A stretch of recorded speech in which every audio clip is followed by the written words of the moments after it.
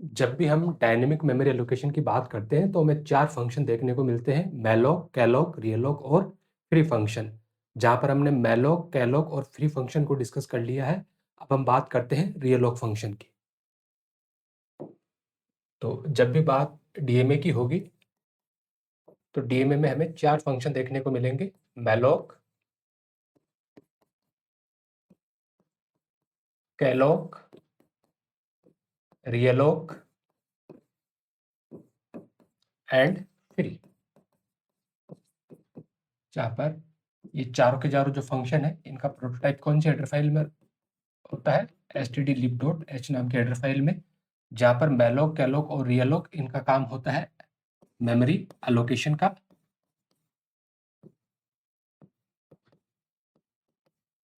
और free function का काम होता है मेमोरी डीएलोकेशन का।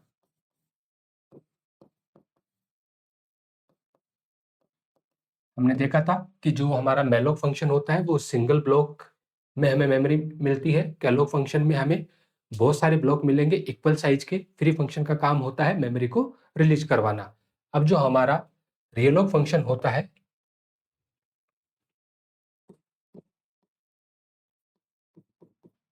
जिसका फुल फॉर्म क्या होगा, रीअलोकेशन,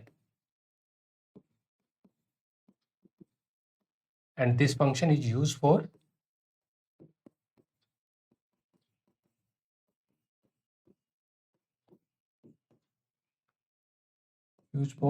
resize the previously allocated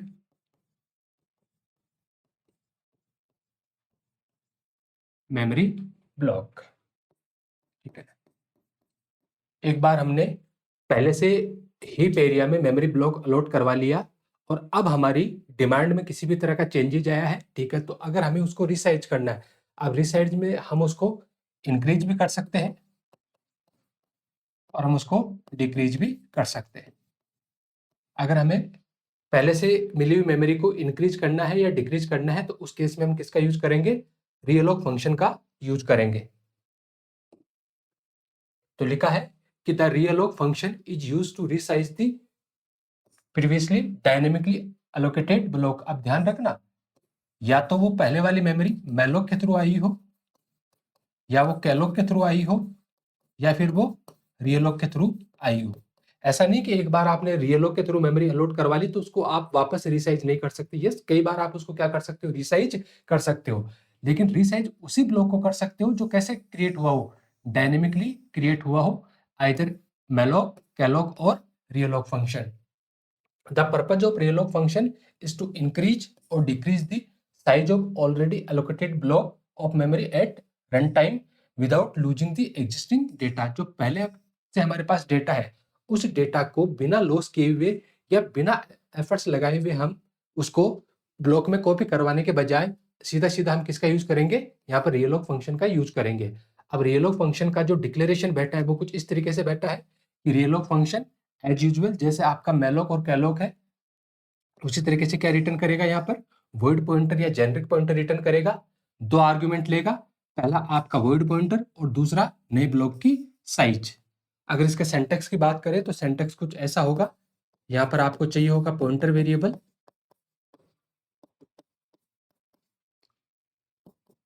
चूंकि ये वॉइड पॉइंटर रिटर्न कर रहा है तो कास्टिंग आपको यहाँ पर भी करनी पड़ेगी। डेटा टाइप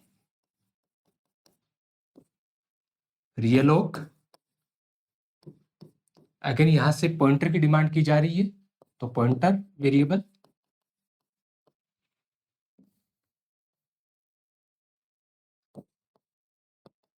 पॉइंटर वेरिएबल और दूसरा आर्गुमेंट होगा आपके पास न्यू ब्लॉक साइज। ठीक है, अब जो यहाँ पर जो पॉइंटर आएगा, ठीक है, या जो एड्रेस आएगा वो एड्रेस या तो मैलोक के थ्रू वो ब्लॉक अलॉट होना चाहिए, या कैलोक के थ्रू अलॉट होना चाहिए, या फिर वो रियलोक के थ्रू अलॉट होना चाहिए। अगर इन तीनों में से नहीं है तो फिर ये पॉसिबल नहीं है। अब यहाँ पॉइंटर का मतलब है ऐसा नहीं कि यहाँ पर आपने कोई भी एड्रेस दे दिया, जैसे कि मान के चलो कि आपने एक पॉइंटर वेरिएबल बना रखा है पीटीआर और एक वेरिएबल बना रखा आपने ए, और फिर आपने बोला पीटीआर असाइन एड्रेस ऑफ ए। तो पीटीआर में क्या आ गया, ए का एड्रेस, तो बोला हम यहाँ पर पीटीआर पास कर देंगे। नहीं, ऐसा नहीं होगा, क्योंकि पीटीआर के अंदर जो एड्रेस आएगा वो एड्रेस या तो मेलोक के थ्रू आना चाहिए, या कैलोक के थ्रू आना चाहिए, या फिर रियलोक के थ्रू आना चाहिए।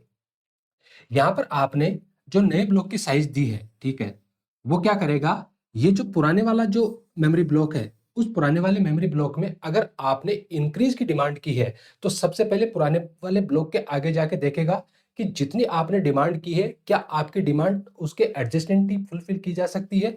अगर हाँ, तो नई मेमोरी उसके आगे क्या कर दी जाएगी, अलॉट कर दी जाएगी। जब नई मेमोरी उसी के आगे अलॉट की जाएगी, तो उस केस में आपका जो एड्रेस है वो एड्रेस नहीं बदलेगा, जो पुराने टाइम पे जो एड्रेस था वही एड्रेस अब रहेगा आपका। लेकिन इन केस उसके जस्ट एडजस्टेंट आगे अगर स्पेस अवेलेबल नहीं है, तो उस केस में जितनी आपने नई ब्लॉक की साइज दी है, ठीक है, कंप्लीट नया ब्लॉक दूसरी जगह अलॉट किया जाएगा, पुराने वाले डेटा को उसमें कॉपी किया जाएगा, और उसके बाद उस एड्रेस को क्या कर दिया जाएगा, रिटर्न कर दिया जाएगा, जिसको आप क्या करोगे, इस पॉइंटर वेरिएबल में आप स्टोर करवा लोगे। एक छोटा सा एग्जाम्पल से समझते हैं इस बात को।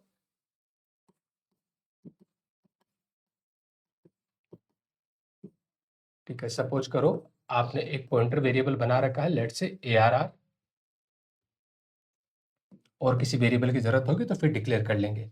और उसके बाद आपने बोला ARR assign pointer to int malloc and 3 multiply by size of int. इतना करने से क्या हुआ होगा, एक स्टैक वाले एरिया में एक ARR पॉइंटर बना होगा, मान के चलो कि उसका एड्रेस क्या है, 1000। फिर हीप वाले एरिया में आपने डिमांड की है कितनी मेमोरी की, 3 multiply by size of int 2, that mean 6 byte के ब्लॉक की आपने डिमांड की है। तो ये हीप वाले एरिया में कहीं ना कहीं ये 6 बाइट का ब्लॉक बनेगा। जैसे आपने कास्टिंग की, ये 3 इक्वल पार्ट में डिवाइड हो जाएगा।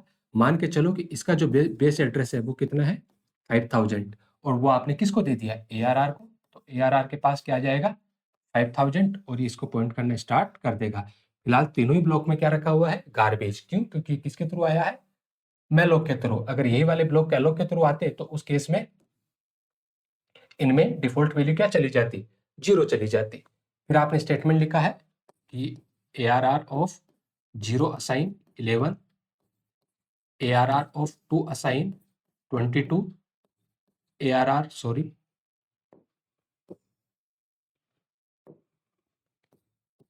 ARR of 1 assign 22 and ARR of 2 assign 33। Last class में हम डिस्कस कर चुके हैं कि किस तरीके से हम पॉइंटर नोटेशन को एरे नोटेशन में कन्वर्ट करेंगे। तो यहाँ पर क्या आ जाएगा, 11, यहाँ 22 और यहाँ पर 33। इस वाले ब्लॉक का एड्रेस होगा 5002 एंड 5004। अगर आप ये चेक करना चाहते हो कि आगे जो नया ब्लॉक आएगा उसका एड्रेस और इसका एड्रेस सेम है या नहीं, तो आप एक बार प्रिंट करवा लीजिए। तो आपने लिखा print F and let's say आपने प्रिंट करवाया बेस एड्रेस, और आपने इसको अनसाइंड इंटीजर है इसलिए %u एंड यहाँ पर ARR को प्रिंट करवा लिया। ऑब्वियसली इस वाले केस में हमने जो अजम्पशन लिया है, यहाँ पर क्या प्रिंट हो जाएगा, 5000, क्योंकि ARR में क्या रखा हुआ है, 5000। अब मान के चलो कि आपको 3 नहीं 5 ब्लॉक की जरूरत है, तो अब आपको क्या करना पड़ेगा, इस मेमोरी को रिसाइज करना पड़ेगा। और मेमोरी को रिसाइज करने के लिए आप किसका यूज करोगे, रियलॉक फंक्शन का। तो आपने लिखा ARR assign pointer to int में आपने कास्ट किया, देन रियलॉक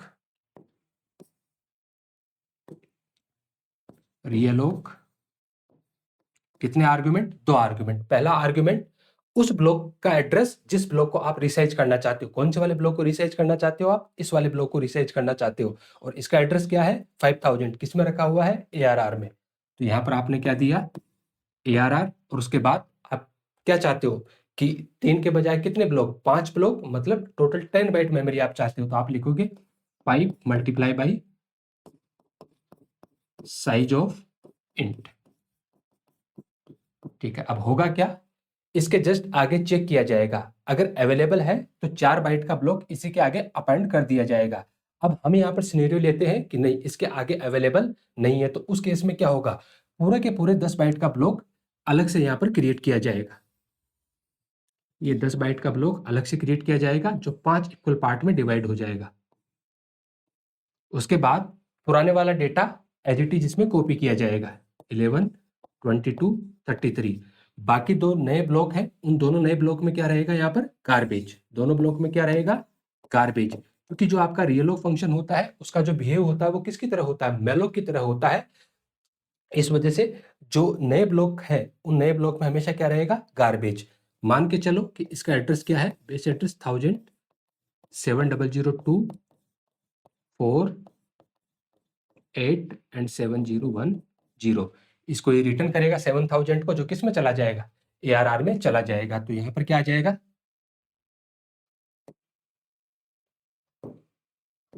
यहाँ पर 5000 की जगह क्या आ जाएगा 7000। और जैसे 7000 आएगा यहाँ से ये इस वाले ब्लॉक को पॉइंट करना स्टार्ट कर देगा। अब ध्यान रखना, जो आपका रियलोग फंक्शन है वो ना केवल पुराने वाले डेटा को कॉपी करेगा, साथ में उसकी मेमोरी को भी क्या करेगा रिलीज करेगा। उसकी मेमोरी को भी क्या करेगा रिलीज करेगा। तो उस केस में यहाँ पर किसी भी तरह का मेमोरी लीक आपको देखने को नहीं मिलेगा। नो मेमोरी लीक, यहाँ पर किसी भी तरह का मेमोरी लीक आपको देखने को नहीं मिलेगा। अब आपको इस चीज को लेके बोदर नहीं होना है कि ये वाला ब्लॉक मेमोरी में लीक हो रहा है, नहीं। जब इसने डेटा कॉपी किया था तो साथ में क्या किया था, पुराने वाला जो मेमोरी ब्लॉक था उसकी मेमोरी को भी क्या किया था, यहाँ पर फ्री किया था, रिलीज किया था। अगर आप ये देखना चाहते हो कि एड्रेस बदला है या नहीं, तो उस केस में आप यहाँ पर प्रिंट करवा के देख लीजिए, print F and base address percentage you and ARR। हमने तो यहाँ पर अजम्पशन लिया है कि बदला है, तो हमारे केस में तो यहाँ क्या प्रिंट होगा 7000 प्रिंट होगा। लेकिन जब आप एक्चुअल में कंपाइलर पे चेक करोगे तो अगर दोनों यहाँ पर वैल्यू सेम आई है, इसका मतलब है कि डेटा जो दो नए ब्लॉक है वो जस्ट इसी के आगे क्या हुए हैं, अपेंड हुए हैं। और अगर यहाँ से आपका जो एड्रेस है वो अलग अलग आ रहा है, इसका मतलब है इस वाले सिनेरियो से यहाँ पर काम हुआ है। दोनों ब्लॉक में आप चाहो तो डेटा भी रख दीजिए, जैसे आपने लिखा ARR of 3 assign 44 and ARR of 4 assign 55। तो इस वाली जगह क्या चला जाएगा डेटा 44, और यहाँ पर क्या चला जाएगा डेटा 55 चला जाएगा। आप चाहो तो इसको ट्रेवर्स भी कर सकते हो। ट्रेवर्स करने के लिए मान के चलो आपने मैसेज दिया है the elements are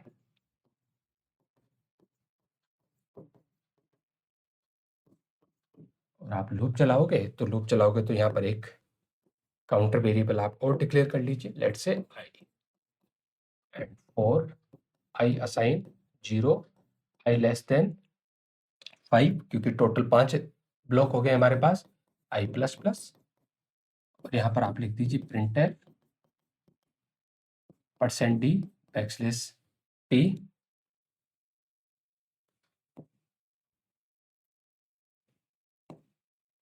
%d backslash t and ARR of i। अब आपका सारा काम हो गया है, तो उसके बाद आपकी जिम्मेदारी बनती है कि इस वाले मेमोरी ब्लॉक को आप क्या करवाए, फ्री करवाए। तो आपने लिखा फ्री किसको, ARR को आपने फ्री करवाया। जैसे आपने ये वाला स्टेटमेंट लिखा होगा उसी टाइम पे ये वाला ब्लॉक क्या हो गया होगा, मेमोरी से रिलीज हो गया होगा। और अब आपका ARR क्या बन गया है, डेंगलिंग पॉइंटर। और इस सिचुएशन से बचने के लिए आपको क्या करना चाहिए, इमीडिएटली इस पॉइंटर वेरिएबल में क्या असाइन करवा देना चाहिए, आपको नल असाइन करवा देना चाहिए।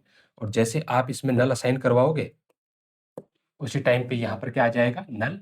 और किसी भी पॉइंटर में नल होना इस बात की गवाही देता है कि वो किसी भी मेमोरी लोकेशन को पॉइंट नहीं कर रहा है।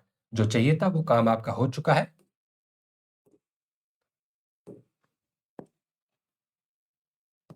Program and.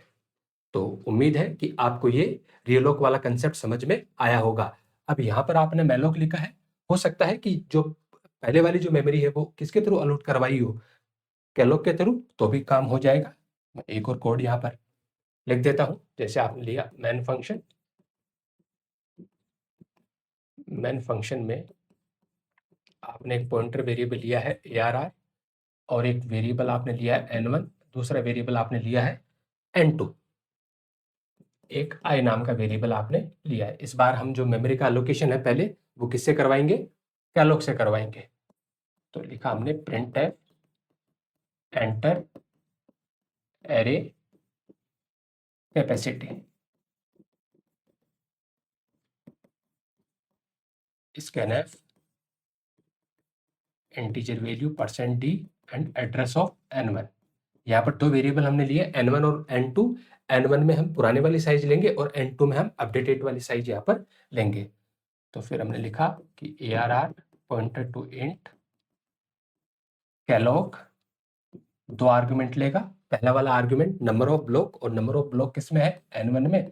Second argument size of each block, वो हम किससे कैलकुलेट करवाएंगे, साइज ऑफ ऑपरेटर से। और किस टाइप का चाहिए हमें, इंट टाइप का। तो यहाँ पर जितनी डिमांड आई होगी उतना हीप एरिया में ब्लॉक अलॉट हुआ होगा और उसका एड्रेस किसके पास आ गया होगा, ARR के पास। हम इसको इनिशियलाइज भी करवाना चाह रहे हैं तो हमने लिखा printf and enter %d array elements. %d की जगह किसकी वैल्यू प्रिंट हो जाए, n1 की वैल्यू। लूप चलाया, i assign 0, i less than n1 and i plus plus and scanf %d address of ARR of i। एक बार चाहो तो आप बेस एड्रेस को भी प्रिंट करवा लीजिए और यहाँ पर एरे को भी आप ट्रेवर्स कर लीजिए। तो आपने मैसेज दिया printf base address %u \n and ARR, और उसके बाद एरे को ट्रेवर्स करवा लिया। तो printf array before रीअलोकेशन,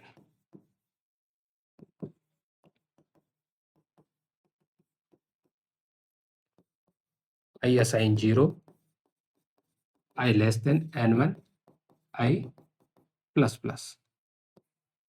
printf %d \t and ARR of i। अब आप क्या करवाना चाहते हो, इसके साइज को रिसाइज करवाना चाहते हो। तो रिसाइज करवाना चाहते हो तो आप अपडेटेड वैल्यू ले लीजिए, जो किस में ले लीजिए आप, n2 में। तो आपने मैसेज दिया printf enter new array size, scanf के थ्रू वैल्यू रीड की, %d and address of n2।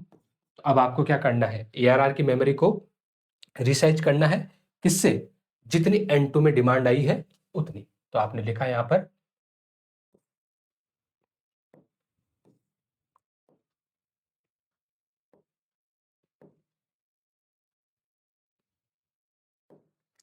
आपने लिखा यहाँ पर ARR assign pointer to int realloc, पहला आर्गुमेंट वो एड्रेस जो प्रीवियसली किसी न किसी DMA के फंक्शन से मेमोरी अलॉट हुई है, और वो किस में बैठा है आपका, ARR में। और उसके बाद आपको देना है नई वाली साइज। अब नई साइज किस में है आपके पास, n2 चाहिए, और मल्टीप्लाई कर दीजिए आप किससे, साइज ऑफ इंट से। ठीक है, तो यहाँ से आपको नया ब्लॉक मिल जाएगा, जितनी आपने डिमांड की है उतना। एक बार आप बेस एड्रेस चाहो तो प्रिंट करवा के देख लीजिए, printf base address %u\n and ARR। अगर सेम आया है तो उसी के आगे अपेंड हुआ है, और अगर डिफरेंट आया है तो नई जगह आपको मेमोरी मिली है। अब आपने जितने नए ब्लॉक लिए हैं उतनी आप यूजर से इनपुट करवा लीजिए, क्योंकि पुराने वाला डेटा तो एज इट इज कॉपी हो गया होगा। तो फिर आपने मैसेज दिया printf enter %d array elements, और %d की जगह आप किसकी वैल्यू प्रिंट करवाओगे, जितनी नई वैल्यू है। मान के चलो n1 में डेटा था 5 और n2 में सपोज करो आपने दिया है 8। तो अब टोटल कितने एलिमेंट चाहिए आपको, 3 एलिमेंट चाहिए। और 3 कैसे मिलेंगे आपको, n2 माइनस n1 करने से, क्योंकि 8 माइनस 5 3 यहाँ पर आपको मिल जाएंगे। तो यहाँ %d की जगह किसकी वैल्यू प्रिंट हो जाए, n2 माइनस n1 की वैल्यू प्रिंट हो जाए। लूप के थ्रू वैल्यू रीड कर लीजिए, और i assign 0, i less then कितनी बार चलाना आपको, 3 ही बार चलाना है। और 3 बार चलाने के लिए अगेन आप लिखोगे n2 minus n1 and i plus plus scanf percent D and address of, sorry, क्योंकि टोटल पहले n1 में जितनी वैल्यू थी उतनी तो हमारे पास आ ही चुकी है, तो यहां से आप इस बात को यूं समझिए कि n1 में वैल्यू कितनी थी, सपोज करो 5, और n2 में वैल्यू कितनी आई है, सपोज करो 8 वैल्यू n2 में आई है। तो जब ऐसा सीन क्रिएट हुआ होगा तो 0, 1, 2, 3 और 4 तक तो डेटा पहले ही आ चुका होगा। अब आपको कौन से इंडेक्स पे चाहिए, 5, 6 और 7, इसी इंडेक्स पे तो आपको डेटा चाहिए। यहाँ तक इंडेक्स पर पहले से डेटा आपके पास है, तो आप कहाँ से चलाओगे इसको, 5 से आपको चलाना है, क्योंकि 4 तक तो डेटा पहले ही आ चुका है। तो 5 किस में बैठा है, n1 में। तो जब आप लूप चलाओगे यहाँ पर तो 4 i असाइन n1, और कब तक चलना है, जब तक i में रखा हुआ कंटेंट लेस देन नहीं आ जाता किसके, n2 के, i plus plus, and scanf %d and address of ARR of i, क्योंकि i में क्या आ चुका है, n1 की वैल्यू, तो पहले 5 के लिए चलेगा, फिर 6 के लिए चलेगा, फिर 7 के लिए चलेगा। जैसे i की वैल्यू 8 होगी, 8 लेस देन 8 नहीं होता है, कंडीशन फॉल्स हो जाएगी, लूप के बाहर आ जाएगा।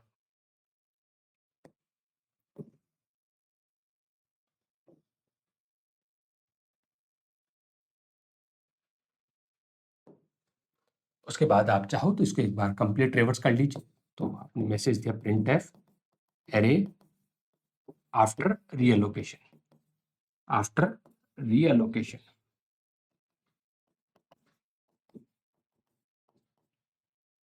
एंड लूप चलाया आपने 4 i असाइन 0, कहाँ तक चलना है, जितनी n2 की वैल्यू है, तो less than n2 and i plus plus, और यहाँ पर आपने लिखा है printf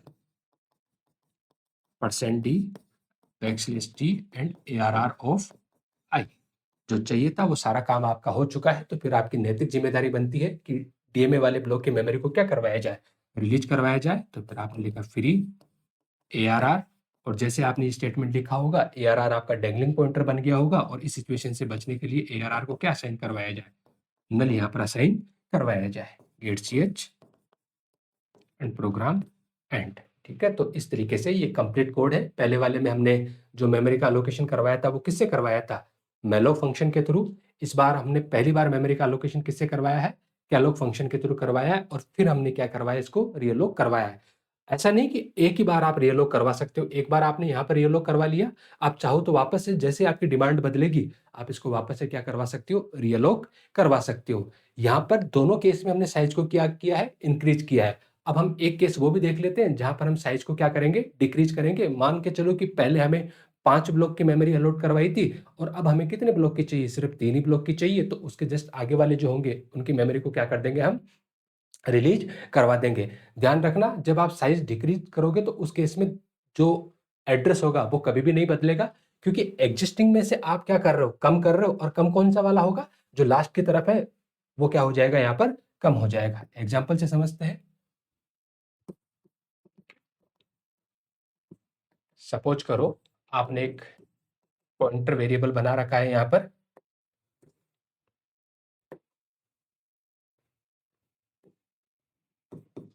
ARR, बाकी किसी वेरिएबल की जरूरत होगी तो फिर डिक्लेयर कर लेंगे। और फिर हमने बोला ARR assign pointer to int, and size हम अलॉट करवाएंगे malloc के थ्रू। malloc एक आर्गुमेंट चाहिए ब्लॉक की साइज, और सपोज करो हमने 5 एलिमेंट के लिए लिया, तो size of int 5 multiply by size of int, तो टोटल 10 बाइट का ब्लॉक यहाँ से मिल जाएगा हमें। अब उसके बाद हमने यहाँ पर उसको इनिशियलाइज वाला कोड यहाँ पर लिखा है। फिर हम इसकी मेमोरी को क्या करवाना चाह रहे हैं, रिसाइज करवाना चाह रहे हैं, तो हमने लिखा ARR पॉइंटर टू इंट। मैं कोड भी लिख देता हूँ आसानी से समझ में आ जाए पूरा। तो सपोज करो मैं डेटा इनिशियलाइज करवा रहा हूँ, तो मैसेज दिया printf enter 5 element, enter 5 elements, and loop चलाया 4 i assign 0, i less then 5 and i plus plus. Error से बचने के लिए हम यहाँ पर i वेरिएबल को और डिक्लेयर कर देंगे, scanf %d and address of ARR of i। उसके बाद एक बार प्रिंट भी करवा लेते हैं डेटा को, तो हमने लिखा printf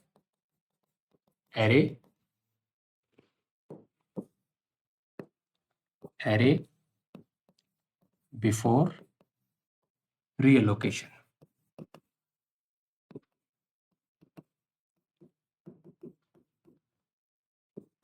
for i assign 0, i less than 5, i plus plus, printf %d \d and arr of i। अब हम साइज को क्या करवाने वाले हैं, रीसाइज। 5 एलिमेंट थे, 5 से हम 3 रखना चाह रहे हैं, तो हम लिखेंगे arr assign pointer to int में कास्ट किया malloc, ठीक है 3 के लिए चाहिए तो 3 multiply by size of, sorry भावनाओं में बह गया, मेमोरी को रीअलोक करवाना है, तो फंक्शन कौन सा काम में लेंगे अब, रीअलोक। तो हमने लिखा arr assign pointed to int realloc, पहले वाला पॉइंटर जहां से मेमोरी को पॉइंट कर रहा है तो वो किस में बैठा होगा, arr में, और 3 ब्लॉक के लिए चाहिए तो 3 multiply by size of int. ठीक है, ऑब्वियसली डेटा इनिशियलाइज करने की जरूरत नहीं है क्योंकि हमने साइज को क्या किया है, यहाँ पर डिक्रीज किया है। तो एक बार एरे को हम ट्रेवर्स करवा के देख लेते हैं, तो लिखा printf array after reallocation.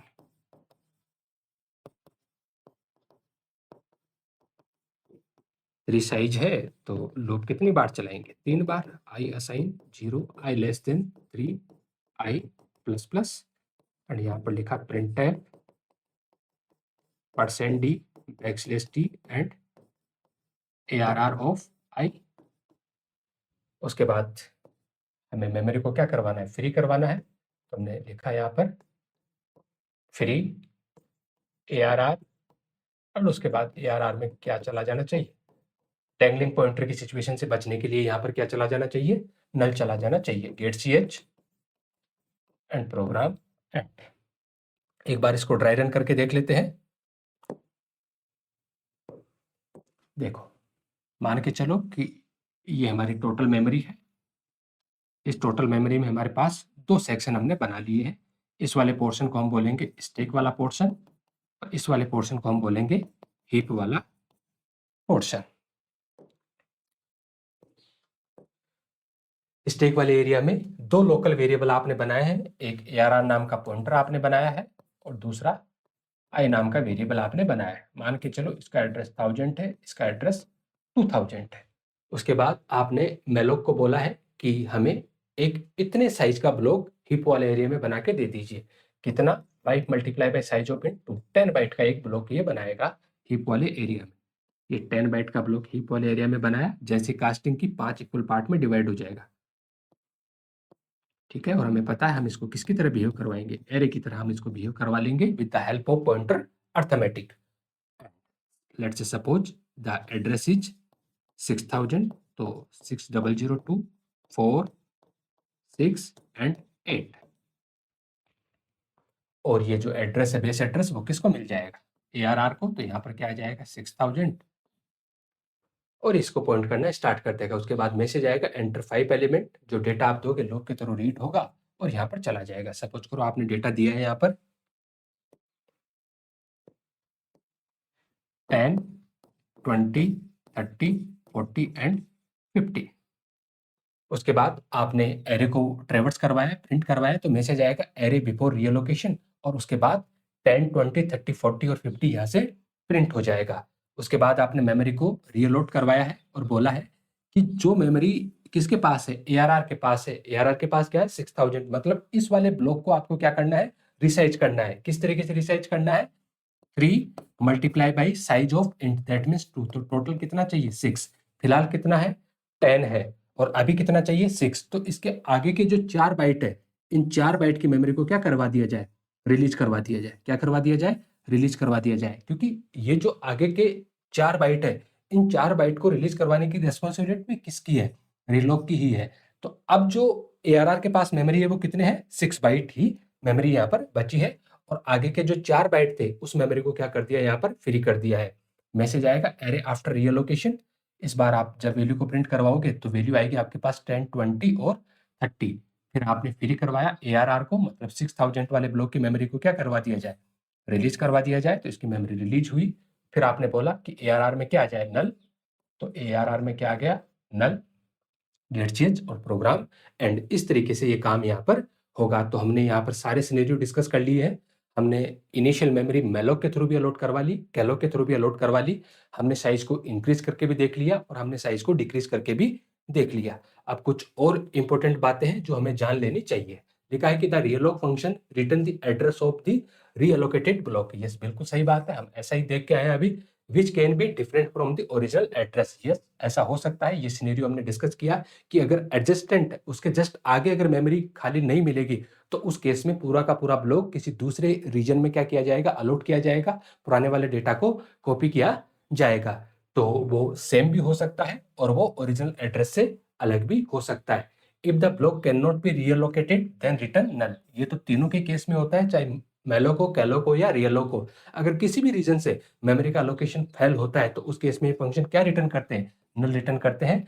And the original memory block remains unchanged. बस इतना सा ध्यान रखना कि रियलोक के केस में अगर मेमोरी का लोकेशन फेल होता है तो उस केस में जो पुराने वाला ब्लॉक है उसमें किसी भी तरह का कोई डिस्टर्बेंस नहीं होगा। सपोज करो आपने 5 ब्लॉक का एरे बनाया, अब आपने डिमांड कर दी 50 की, लेकिन उतना स्पेस अवेलेबल ही नहीं है। तो उस केस में जो 5 ब्लॉक का स्पेस आपने अलॉट करवा रखा है वो पांचों ब्लॉक का डेटा आपका क्या रहेगा, सेफ रहेगा। उसमें किसी भी तरह का कोई डिस्टर्बेंस आपको देखने को नहीं मिलेगा। इस रियलो के रिगार्डिंग कुछ और फैक्ट्स हैं जो आपको पता होने चाहिए। मान के चलो ये आपका रियलो फंक्शन है। इस रियलो फंक्शन में अभी अभी हमने देखा है कि इसको 2 आर्गुमेंट चाहिए होता है।